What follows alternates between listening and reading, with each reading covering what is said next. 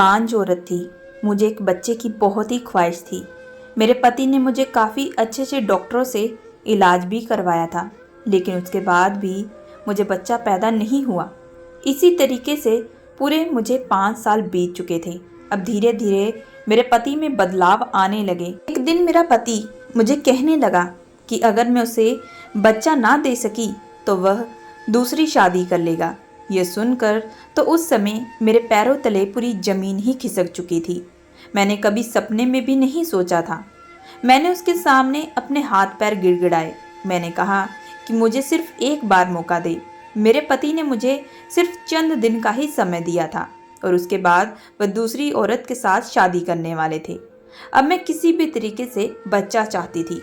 उन दिनों मेरे बंगले में एक नया नया नौकर आया था। मेरी हालत देखकर वह मुझे कहने लगा कि मालकिन, आप एक तरीके से बच्चा पैदा कर सकती हैं। उसकी बात को सुनकर मुझे एक उम्मीद की किरण मिली थी। मैंने तभी उसे कहा कि मुझे जल्द ही बताओ, तुम जो भी कहोगे मैं वह करने के लिए तैयार हूँ, बस तुम मुझे जल्दी से बताओ। तभी वह कहने लगा कि मालकिन, आज रात बस आप एक सुंदर सी नाइटी पहनकर मेरे कमरे में आ जाए, वहीं पर आपको कुछ राज बताऊंगा। मैं अपने पति को बिल्कुल भी खोना नहीं चाहती थी। इसी वजह से मैं बिना सोचे समझे अपनी नौकर की बात को मान ली और रात को अपने नौकर के कमरे में भी चली गई। कमरे में जाते ही नौकर मुझ पर अपनी ताकत दिखाने लगा था। नौकर की ताकत देखकर मैं तो पूरी तरीके से पिघलने लगी थी। वह बड़े ही जोश के साथ हालात इंसान को इस कदर मजबूर कर देते हैं कि वह बिना सोचे समझे गलत रास्ते पर निकल जाते हैं, लेकिन उसका अंजाम आगे चलकर बहुत ही बड़ा निकलता है। इसी तरह ये सिलसिला और ये कहानी मेरे साथ जुड़ी हुई है। मैं बांझ होने की वजह से ना चाहते हुए भी अपने नौकर के साथ वह सब कर बैठी थी जो मैंने कभी जिंदगी में भी नहीं सोचा था। मैं कभी सोच भी नहीं सकती थी कि इस कदर अपने नौकर के साथ ही वह सब करना पड़ेगा जो मैंने कभी सोचा भी नहीं था। उस रात नौकर ने मेरे पति की कमी पूरी कर दी थी। मैं किसी भी हाल में बच्चा चाहती थी। इसी वजह से नौकर जैसा जैसा करता गया मैं वैसा ही करती रही। मैं उसका बखूबी साथ देने लगी थी। तो दोस्तों, मेरा नाम आरोही है। मेरी उम्र 23 साल थी जिस वक्त मेरे पिताजी ने मेरी शादी अपने ऑफिस के एक वर्कर के साथ कर दी थी। पिताजी मुझे अक्सर कहा करते थे कि महेश एक बहुत ही अच्छा लड़का है, वह तुम्हें जिंदगी भर खुश रखेगा, वह तुम्हें कभी भी दुख नहीं पहुंचाएगा। पिताजी की बात मानकर मैंने भी महेश के साथ शादी कर ली थी।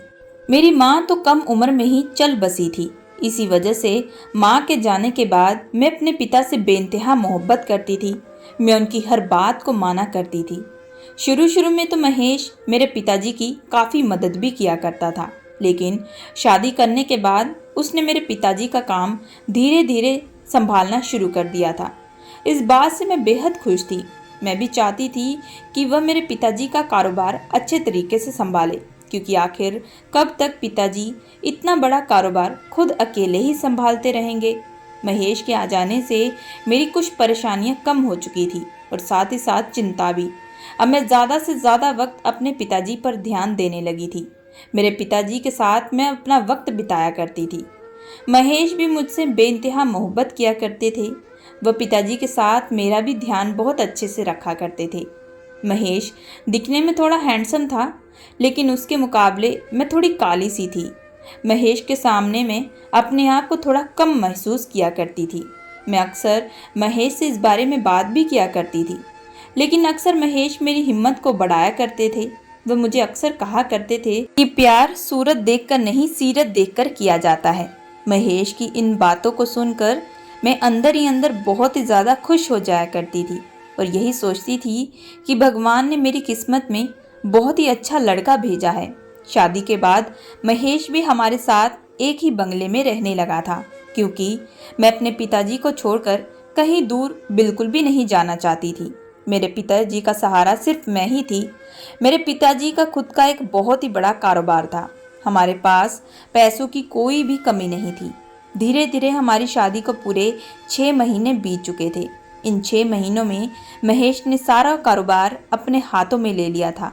मैं भी इस बात से बेहद खुश हो चुकी थी, क्योंकि मेरे पिताजी अब दिन ब दिन कमज़ोर होते जा रहे थे। वह काफ़ी ज़्यादा टेंशन ले चुके थे। उनकी हालत अब दिन ब दिन खराब होती जा रही थी। डॉक्टरों ने ज़्यादातर उन्हें आराम करने के लिए कहा था। अब महेश ज़्यादातर बाहर का कारोबार देखा करता और मैं ज़्यादातर घर पर रहकर अपने पिताजी की तबीयत पर ज़्यादा ध्यान दिया करती थी। पिताजी अक्सर मुझे कहा करते थे कि बेटी, तुम हमेशा महेश के साथ कदम से कदम मिलाकर चलते रहना, कभी भी उसे कोई चीज़ की कमी मत आने देना। महेश के आ जाने से देखो उसने सारे कारोबार को कितने अच्छे तरीके से हैंडल कर लिया है। अगर आज की तारीख पर मैं तुम्हारी शादी एक अमीर खानदान में करवाता तो वह लड़का तुम्हें कभी भी सुख नहीं दे पाता, क्योंकि तुम तो जानती हो कि पैसों से कभी भी सुख खरीदा नहीं जा सकता। लेकिन महेश इन सब से बिल्कुल अलग है, वह तुम्हें ज़िंदगी भर खुश रखेगा। पिताजी की बातों को मैं बड़ी ही गहराई से सुन रही थी। मैंने कहा कि आप भी बेफिक्र रहें, मैं भी महेश के साथ ज़िंदगी भर साथ निभाऊंगी, उन्हें कभी भी कोई चीज़ का दुख नहीं दूंगी। इसी तरीके से हमारे दिन बीत रहे थे। महेश अक्सर रात को ऑफिस से आते, तब भी वह पिताजी को खुद दवाइयाँ दिया करते। वह मेरे पिताजी की काफ़ी परवाह भी किया करते थे। यह देखकर मुझे बहुत ही खुशी होती थी। मैं दिन ब दिन मुझे महेश से मोहब्बत बढ़ने लगी थी। लेकिन अब धीरे धीरे मेरे पिताजी की तबीयत पहले के मुकाबले और ज़्यादा खराब होती जा रही थी। यह देखकर मैं बहुत हैरान थी और मैं बहुत ज़्यादा परेशान भी हो चुकी थी। डॉक्टरों ने मुझे कहा कि शायद वह किसी चीज़ का स्ट्रेस ले रहे हैं, इसी वजह से ज़्यादातर पिताजी को मैं वक्त दिया करूं। लेकिन एक रात मैं सो रही थी कि तभी मुझे 4 बजे ये खबर मिली कि मेरे पिताजी इस दुनिया से चल बसे हैं, क्योंकि उन्हें हार्ट अटैक आ गया है। ये खबर सुनकर तो मैं पूरे तरीके से बेहाल हो चुकी थी। इस दुनिया में मेरे सर पर सिर्फ मेरे पिताजी का ही साया था, लेकिन आज वह साया भी अब उठ चुका था। अब मैं अनाथ हो चुकी थी। मेरे फैमिली में इतने रिश्तेदार भी नहीं थे, क्योंकि अक्सर ज़्यादा अमीर हो जाने की वजह से लोग हमसे नफ़रत करते थे। अब मेरे पास मुझे संभालने वाला सिर्फ़ और सिर्फ मेरा पति ही था। उन दिनों मेरे पति ने मेरी हिम्मत को बढ़ाया था, उसी ने मुझे संभाला था। अक्सर वह मुझे मोटिवेट किया करते थे। अब धीरे धीरे पूरे 2 महीने बीत चुके थे। इन 2 महीनों में मैंने अपने आप को अच्छे से संभाल लिया था। मैं ज़्यादातर घर के कामकाज में बिज़ी रहा करती थी, क्योंकि महेश मुझे अक्सर कहा करता था कि तुम्हें ऑफिस जाकर कामकाज करने की बिल्कुल भी ज़रूरत नहीं है, अभी तुम ज़्यादातर घर संभालो। मुझे भी महेश की बातें सही लगी थी। अब दिन ब दिन महेश मेरी काफ़ी परवाह भी किया करते थे। वो मुझे टाइम टाइम पर दवा, खाना सब कुछ ला कर दिया करते थे। महेश के साथ मेरी ज़िंदगी बहुत ही अच्छे तरीके से बीत रही थी कि तभी एक दिन महेश मुझे कहने लगे कि गांव से उनकी माँ उनसे मिलने के लिए यहाँ आएगी। इस खबर से मैं बड़ी ही खुश थी। मैंने सोचा कि चलो मुझे भी घर पर कोई साथ मिल जाएगा, क्योंकि पति तो ज़्यादातर काम में बिज़ी रहा करते हैं। दूसरे दिन मैं जल्दी सुबह उठकर घर का कामकाज कर ली, क्योंकि मेरी सास आ जाने वाली थी। और फिर 1 घंटे के बाद मेरे घर का दरवाज़ा बजने लगा था। मैंने तुरंत जाकर दरवाज़ा खोला तो सामने मेरी सास और मेरे पति खड़े थे। मैंने तुरंत सर झुकाकर उनसे आशीर्वाद लिया। मेरी सास जो थी वो थोड़ी गांव टाइप की थी, मेरे पति ने मुझे पहले बता दिया था। इसी वजह से मैंने सर पर एक बड़ा सा घूंघट भी ओढ़ रखा था। अब मैं अपनों के खातिर कुछ भी करने के लिए तैयार थी, क्योंकि मैं उन्हें खोना नहीं चाहती थी। मेरे पास तो सिर्फ मेरे अपने में मेरे पति और उनकी माँ ही रह गई थी, और मैं खुशी खुशी उनके साथ अपनी ज़िंदगी बिताना चाहती थी। इसलिए सास मुझे रोज़ जैसा जैसा कहती मैं वैसा करती। मैं अपने कपड़े पहनने का भी ढंग बदल दिया। मैं घर पर सूट की बजाय अब साड़ी पहना करती थी। लेकिन सास के आने के बाद मेरी ज़िंदगी में थोड़ी परेशानियां बढ़ने लगी थी। वह इस वजह से क्योंकि सास अक्सर मुझे पोता पोती के बारे में बोला करती थी, जिसे सुनकर मुझे थोड़ी शर्म भी आती थी।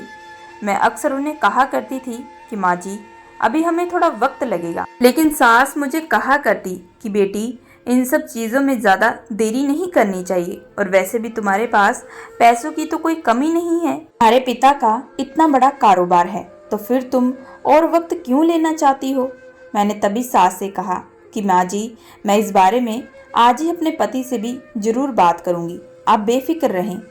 रात को जब महेश घर पर आए तो मैंने उनसे इस बारे में बात भी की थी, तो वह कहने लगे कि मैं तुम पर कोई बोझ नहीं डालना चाहता हूँ, तुम्हें जब अच्छा लगेगा तभी हम बच्चा लेंगे। मेरे पति की यह बात को सुनकर मैं तो बेहद खुश हो चुकी थी। उन्होंने कभी भी मुझ पर कोई चीज़ का दबाव नहीं डाला था। इसी तरीके से हमारे दिन बीत रहे थे। अब सास भी हमारे साथ इसी घर में रहा करती थी। सास के साथ अब मुझे पूरा 1 साल बीत चुका था। लेकिन इन 1 सालों में सास ने मुझे बच्चों के बारे में बहुत बार बोला था। लेकिन अब धीरे धीरे मेरा भी बच्चा लेने का मन होने लगा था। 1 साल में मैं जब भी महेश को वक्त देना चाहती थी तो वह अक्सर बिजी रहा करते थे। इन 1 सालों में महेश ने कारोबार को काफ़ी आगे तक भी बढ़ा लिया था। इस बात से मैं बेहद खुश थी। लेकिन अब उनका धीरे धीरे मन मेरी तरफ से उठ चुका था। बस वह ज़्यादातर वक्त ऑफिस में ही बिताया करते थे। इस बात से मुझे बहुत गुस्सा आता था। मैंने कई बार उनसे लड़ाई भी की थी, लेकिन वह उस वक्त मुझे मनाया भी करते थे। इसी तरीके से एक दिन मेरे सब्र का बांध पूरे तरीके से टूट चुका था। मैंने तभी महेश को कहा कि मुझे आपसे कुछ ज़रूरी बात करनी है। मैंने कहा कि अभी मुझे बच्चा चाहिए, आखिर हमारी भी उम्र हो रही है। इतने बड़े कारोबार को संभालने के लिए वारिस का होना भी बहुत ज़रूरी है। अगर हम ज़्यादा उम्र के बाद बच्चा लेंगे शायद उस वक्त हमें कुछ परेशानियां भी आ सकती हैं। इसलिए हमें अभी बच्चे के बारे में सोच लेना चाहिए। महेश मेरी बातों को सुनकर गहरी आंखों से मुझे देखने लगे थे और फिर मुझे कहने लगे कि तुम जैसा ठीक समझो। इस बात से मैं बेहद खुश हो चुकी थी। मैं शाम को महेश के लिए कमरे को बहुत ही अच्छे तरीके से सजा दिया था, मानो जैसे आज मेरी सुहाग रात हो। जैसे ही रात को महेश घर पर आए तो ये सरप्राइज़ देकर वो बहुत खुश हुए थे। मैंने कहा कि ये सब मैंने आपके लिए किया है। आज काफ़ी लंबे समय के बाद महेश और मैं एक दूसरे को वक्त दे रहे थे। फिर हमने कई घंटे तक एक दूसरे पर खूब जमकर प्यार भी लुटाया था। महेश पहले के मुताबिक अब फिर से मेरी देखभाल करना शुरू कर दिए थे। वह अक्सर रोज़ रात को मुझे गरम गरम दूध पिलाया करते थे और उसके बाद जमकर मुझ पर प्यार भी लुटाते थे। इस बात से मैं बेहद खुश थी। इसी तरीके से पूरे 3 महीने बीत चुके थे। लेकिन इन 3 महीनों में मैं एक बार भी प्रेग्नेंट नहीं हुई थी। ये सुनकर मैं काफ़ी चौंक सी गई थी। सास तो मुझे कहने लगी कि कोई गड़बड़ हो सकती है, तुम एक बार डॉक्टर को चेकअप करवाओ। जब हम लोग डॉक्टर के पास गए तो डॉक्टर मुझे देखकर कहने लगे कि मैं कभी भी मां नहीं बन सकती क्योंकि मैं एक बांझ औरत हूँ। ये बात सुनकर मेरे तो पैरों तले जमीन ही खिसक चुकी थी। जिंदगी में आखिर मैंने क्या ही पाया था जो धीरे धीरे सब कुछ मुझसे छिन ही जा रहा था। जब यह बात मेरी सास को पता चली तो वह मुझ पर बहुत ही ज़्यादा गुस्सा होने लगी थी। वह बार बार मुझे यही कह रही थी कि इन सब में मेरा ही दोष है क्योंकि मैं ही ज़्यादा देरी कर रही थी। लेकिन उस वक्त भी मेरे पति ने ही मेरा साथ दिया था। उन दिनों मेरी हालत बहुत ही ज़्यादा ख़राब हो चुकी थी। मैं अक्सर अपने कमरे में ही पड़ी खूब रोया करती थी क्योंकि मेरी ज़िंदगी की उम्मीद ही ख़त्म हो चुकी थी। मैं अक्सर अपने कमरे में ही पड़ी ज़्यादातर रोती रहती थी। मेरी सास को मेरे साथ रहते हुए 1 साल बीत चुका था। उसे भी कहीं ना कहीं मुझसे हमदर्दी हो चुकी थी। इसी वजह से अब वह धीरे धीरे मुझे हिम्मत देनी शुरू कर दी थी। मेरी सास ने मुझे कई बाबाओं के पास भी लेकर जाती थी ताकि मुझे बच्चा पैदा हो सके। लेकिन हर वो चीज़ करने के बाद भी मैं पूरे तरीके से नाकाम हो चुकी थी। लेकिन इन दिनों मेरे पति ने भी मेरी हिम्मत को बढ़ाया था। उन्होंने कभी भी मेरा साथ नहीं छोड़ा था। उन्होंने मुझे हमेशा एहसास दिलाया कि मैं एक बांझ औरत नहीं हूँ। इस बात से मैं बेहद खुश थी। नहीं तो कुछ मर्द तो ऐसे होते हैं, बांध शब्द सुनकर ही अपनी पत्नी को तुरंत तलाक दे देते हैं और उसके बाद किसी दूसरी लड़की से शादी भी कर लेते हैं। लेकिन मुझे अंदर ही अंदर अब डर लग रहा था कि कहीं मेरी सास मेरे पति को दूसरी शादी के बारे में ना कहने लगे, क्योंकि आखिर वह भी कब तक मेरी मदद करती रहेंगी। उसे भी तो पोता पोती की चाहत थी। वह तो ज़्यादातर अपने ही बच्चे के बारे में सोचेगी। अब इन सब बातों ने मुझे अच्छे तरीके से जकड़ लिया था। अब मुझे अंदर ही अंदर बहुत ही ज़्यादा परेशानी होने लगी थी। मैं किसी से भी अपनी बातें शेयर नहीं कर सकती थी। मैं अक्सर महेश को कहा करती थी कि वह मुझे अच्छे से अच्छे डॉक्टर को दिखाए। महेश भी मुझे कहा भी करते थे कि इन सब का क्या ही फ़ायदा, पैसों से हर चीज़ नहीं खरीदी जा सकती। लेकिन मैं कोशिश ज़रूर करना चाहती थी। मैं अपनी हिम्मत को नहीं तोड़ना चाहती थी। मुझे अपने आप पर बिल्कुल भी यकीन नहीं आ रहा था कि मैं कभी ज़िंदगी में बच्चा पैदा नहीं कर सकती। ये सारी बातें सुनकर महेश भी मुझ पर बहुत ही ज़्यादा गुस्सा हुआ करते थे। वह मुझे अक्सर कहा करते थे कि मैं वहम में जी रही हूँ और मुझे इन सब से बाहर निकलना चाहिए। महेश अक्सर मुझे कहा करने लगे कि अगर मुझे इतना ही शौक है जाने का तो घर में ड्राइवर है, उसके साथ मैं जहाँ जाना चाहती हूँ मैं जा सकती हूँ। लेकिन वह मेरे साथ बिल्कुल भी नहीं जा सकते। वह ज़्यादातर बिजनेस में वक्त देना चाहते हैं। महेश की बातों को सुनकर मैं कहीं ना कहीं टूट जाया करती थी। फिर अंदर ही अंदर यह भी सोचा करती थी कि शायद वह सही कह रहे हैं। मेरे पिता का इतना बड़ा कारोबार है, कहीं मेरे चक्कर में वह भी खतरे में ना आ जाए। इसी वजह से अब मैं खुद अपने आप पर ध्यान दिया करती थी। अब मैंने धीरे धीरे घर के कामकाज भी करने छोड़ दिए थे। मैंने घर के कामकाज के लिए एक नौकर रख लिया था, जो कि दिखने में मेरी तरह ही सांवला सा था। वह मेरी हर बात को बहुत अच्छे तरीके से समझता था। उसने मेरे घर को पूरे अच्छे तरीके से संभाल लिया था। इस बात से मैं बेहद खुश थी। अब मुझे घर के कामकाज की बिल्कुल भी चिंता नहीं थी, क्योंकि मुझे ज़्यादातर यही लगता था कि कहीं ज़्यादा कामकाज करने की वजह से, ज़्यादा टेंशन लेने की वजह से मैं बच्चा कंसीव नहीं कर पा रही हूँ। अब नौकर मुझे टाइम टाइम पर खाना भी दिया करता था, लेकिन वह हमेशा मुझे छुप छुप कर देखा करता था। यह बात मुझे बड़ी ही खराब लगती थी, लेकिन अभी मैं उस हालत में नहीं थी। इसी वजह से मैं और ज़्यादा टेंशन बिल्कुल भी नहीं लेना चाहती थी। मैं ज़्यादातर नौकर की हरकतों को इग्नोर कर दिया करती थी। इसी तरीके से धीरे धीरे वक्त बीतता जा रहा था, लेकिन अभी तक मुझे बच्चा पैदा नहीं हुआ था। अब मेरी शादी को पूरे 3 साल बीत चुके थे, लेकिन एक रात मेरी ज़िंदगी में ऐसी आई कि जिसने मेरी ज़िंदगी ही उजाड़ कर रख दी थी। जब मेरे पति ने मेरे सामने एक ऐसी बात कह दी जो मैंने कभी ज़िंदगी में भी नहीं सोची थी कि मेरे पति मुझे यह बात कहेंगे जिससे मैं बेइंतहा मोहब्बत करती थी। महेश मुझे कहने लगे कि उसके दोस्त लोग अक्सर बच्चे के बारे में पूछते हैं और वह अपने दोस्तों को और झूठ नहीं बोल सकते। अगर वह अपने दोस्तों को यह बताएंगे कि उनकी पत्नी बच्चा पैदा नहीं कर सकती, वह एक बांझ औरत है, तो इस बात से उनकी खूब बेइज्जती होगी। इस वजह से वह दूसरी शादी करने वाले हैं। जब महेश ने यह दूसरी शादी का शब्द यूज़ किया, यह बात सुनकर तो मैं पूरे तरीके से टूट चुकी थी। मैंने कहा कि महेश, आप मेरे साथ ऐसा कैसे कर सकते हैं? तभी महेश कहने लगे कि तुम अच्छे तरीके से समझती हो, मैं तुम्हें कोई धोखा नहीं दे रहा। अगर तुम बच्चा पैदा कर सकती हो तो मैं दूसरी शादी बिल्कुल भी नहीं करूँगा। महेश की बातों को सुनकर अब मेरी शादीशुदा जिंदगी भी खतरे में आ चुकी थी। दूसरे दिन महेश ऑफिस की एक लड़की को घर पर लेकर आ गया और यह देखकर मैं हैरान रह चुकी थी। महेश मुझे कहने लगा कि मैं इसी लड़की से शादी करूँगा। यह देखकर मैंने महेश से कहा कि आप मुझे कुछ वक्त तो दें। महेश तभी कहने लगे कि मेरे पास और वक्त नहीं है। ऑलरेडी हमारी शादी को पूरे 3 साल बीत चुके हैं।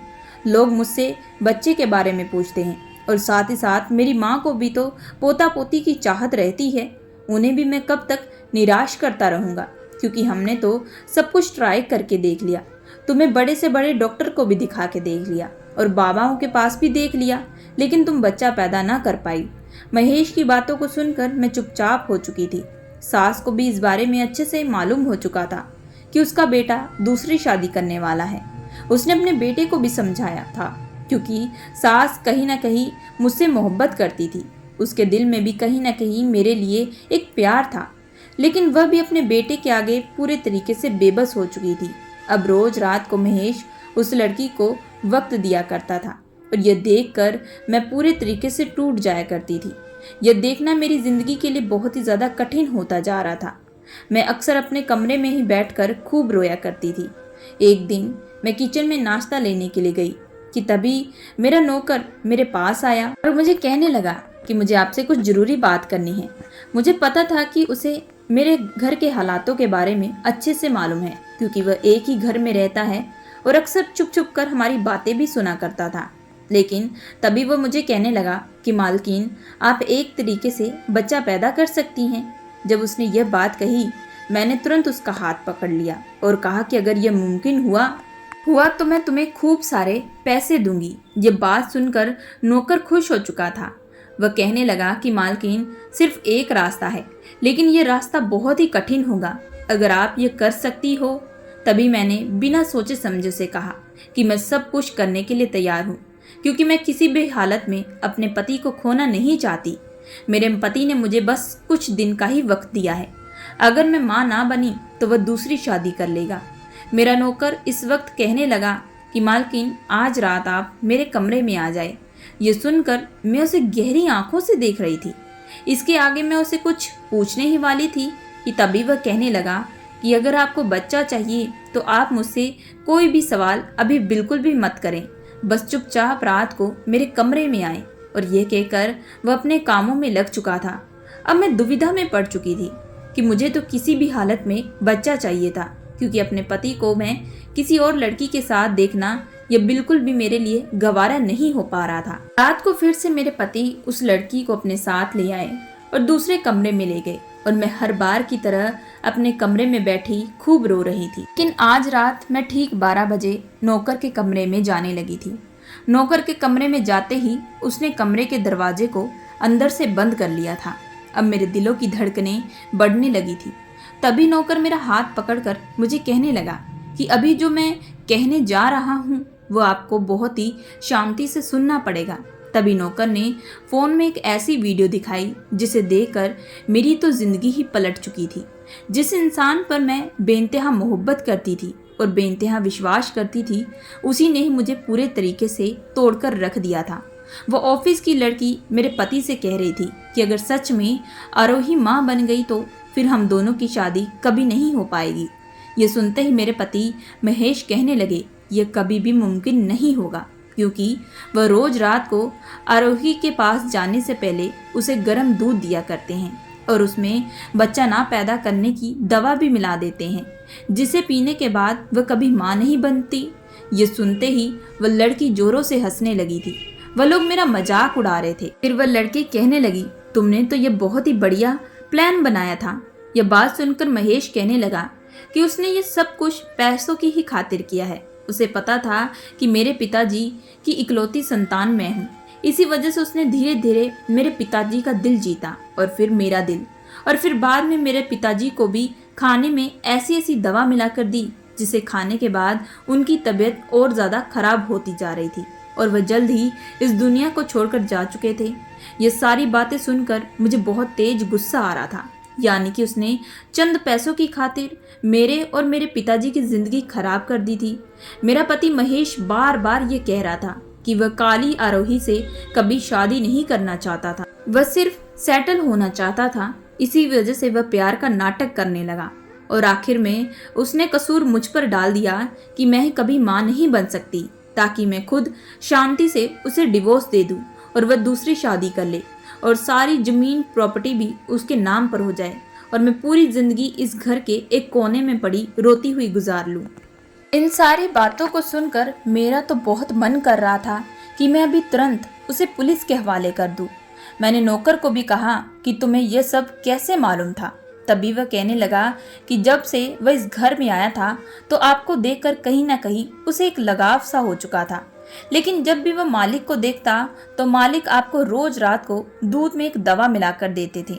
इसी वजह से मैंने धीरे धीरे ये सारा मैटर समझना चाहा और तभी मुझे ये पता चला कि आपके पति ही आपको धोखा दे रहे हैं। नौकर की बात सुनकर मैंने तुरंत पुलिस को खबर कर दी और उसके बाद अपने पति के कमरे में चली गई।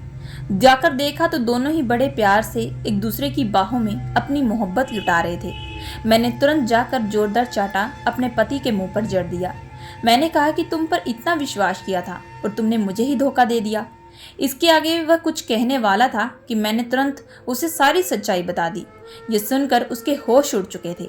तभी वह मुझे कहने लगा कि तुम तो कुछ भी नहीं कर सकती, तुम्हारे पास कोई रास्ता नहीं है और ना ही तुम्हारे पास कोई सबूत है। आखिर तुम सच कैसे बताओगी किसी को? तुम्हारी बात पर कोई विश्वास नहीं करेगा।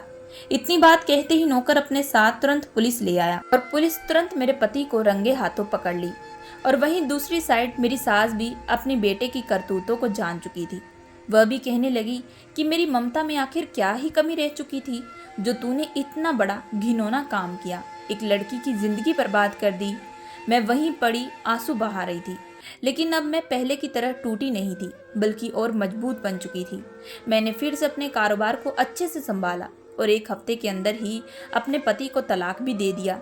मेरी सास का नेचर बहुत ही अच्छा था। बेशक अब मेरा उनके साथ कोई रिश्ता ना था, लेकिन मैंने उन्हें अपने पास इसी घर में रहने की जगह दे दी थी।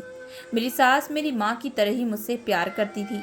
अब कुछ दिन के बाद मैंने वही नौकर के साथ शादी भी कर ली क्योंकि अगर आज वह ना होता तो शायद मैं ज़िंदगी भर अपने आप को कोसती रहती। सो दोस्तों, आप लोगों को ये अगर कहानी पसंद आई हो तो आप लोग हमारे चैनल को लाइक एंड सब्सक्राइब ज़रूर करिएगा एंड बेल आइकन का बटन ज़रूर दबाइएगा